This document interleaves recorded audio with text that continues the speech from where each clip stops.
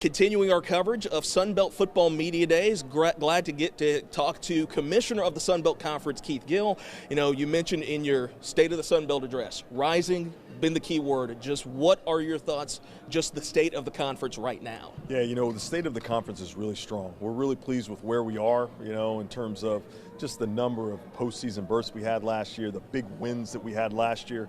You know, we had 7 teams playing bowl games last year. We had wins over Notre Dame, Nebraska, Virginia Tech, and also Texas A&M. So we're in a really good spot, and this year's going to be even better. So we're excited, and it's great to kick off the 2023 season. You know, my big thing, we cover Arkansas State. You've made several trips to Jonesboro. What have just been your impressions of A-State, the facilities, you know, the coaches there, and obviously, Jeff Purinton coming in, I think his second year now as athletic director. Yeah, you know, the leadership at Arkansas State is tremendous, you know, if you think about that. And obviously Jeff Purinton's done a great job, and Butch Jones is just a fabulous coach. So really excited about what they're doing. The investment that's been made in the facilities shows that the leadership cares, and you see that a lot in this conference. But you think about the football operations building, the stadium and those things, the indoor practice facility. You know, Arkansas State, you know that they care about football. They've invested in football, and a lot of good things are going to be coming down the pipe in Jonesboro from Arkansas State football. I know football center stage here in New Orleans, but Sunbelt basketball is kind of on the uptick as well. Just what are your thoughts on hoops? I know there's been a big thing about scheduling and the things you guys want to do to improve the Sunbelt in basketball. Yeah, you know, the reality is we're known as a football conference, but we want to be good at everything we do. And so that does start with men's and women's basketball. Last year, we were really excited. We had 4 teams in the top 100 of the net. You know, we had multiple NCAA bids in baseball, softball, men's soccer, men's golf. So we're becoming a conference that's comprehensively good, and that's what we want to be.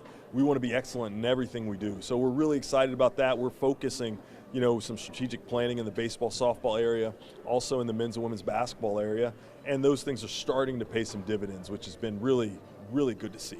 Sunbelt MAC Challenge also on the horizon too for men's and women's basketball. Just kind of take us back that backstory of trying to get it together, and how excited are you and the potential now it can have for men's and women's hoops? Yeah, we're excited about our conference, we're excited about our collaboration with the Mid-American Conference, and particularly in the sport of basketball, men's and women's. You know, it's hard to get home games all the time, and so it's nice to work with a peer conference to get good games, good quality games, have those games at home.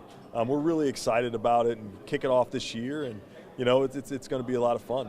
You mentioned Sunbelt. You wanted the Sunbelt to be good in everything. You mentioned excellent. I think Sunbelt baseball has been excellent. I mean, just how happy were you, obviously, with the additions of Southern Miss and those folks being able to kind of, bring a huge intangible to the conference immediately in baseball? Yeah, you know, if you think about our current membership, 2 years ago we would have had 6 teams in the NCAA tournament, 2 hosts.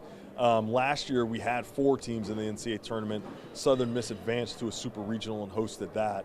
So baseball is great, and we're going to have another good baseball year. We're really excited. So baseball is really important to this conference. Really, if you think about it from a regional standpoint, it's important to this region. And I can't be more pleased with where we are, but I do think our best days are ahead of us. We want to host more regionals. We want to get to more and host more super regionals. And then obviously the main thing is to get to Omaha.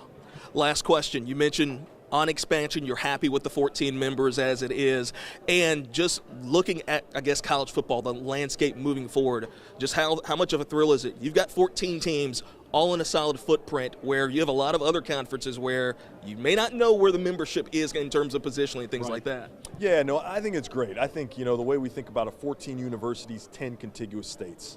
You know, we're not far-flung all over the nation. We're really tight with our footprint. It creates regional rivalries. It creates fan interest. It means you can travel to away games and it doesn't take you 2 days to get there. Those things all matter, and when we put the league together, those things were important to us. So it's nice to see it create energy, create interest, and allow our fans to engage in our games in a way that they couldn't if there was a lot more distance.